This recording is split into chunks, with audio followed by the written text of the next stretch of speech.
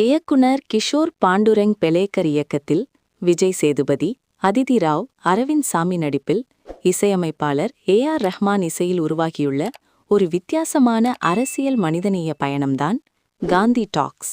Director Kishore 2026இல் வித்தியாசமான படத்தை கொடுத்தாலும் ரசிகர்கள் தியேட்டருக்கு வருவார்கள் என்ற நம்பிக்கையோடு எடுத்த முயற்சி பாராட்டுக்குரியது.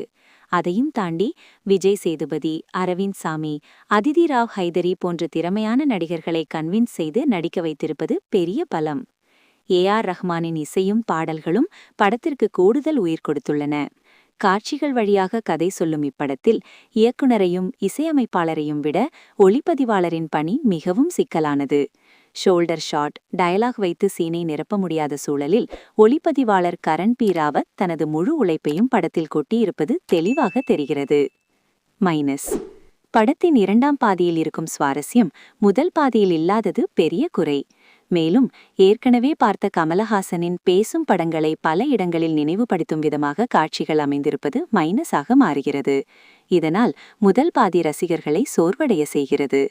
விஜய் சேதுபதிக்கு கிடைத்த அளவுக்கு அரவிந்த் சாமிக்கு பெரிய ஸ்கோப் இல்லாததும் ஒரு குறை. இரண்டாம் பாதியைப் போலவே முதல் பாதியையும் விறுவிறுப்பாக கொடுத்திருந்தால் காந்தி டாக்ஸ் பல காந்தி நோட்டுகளை அள்ளியிருக்கும்.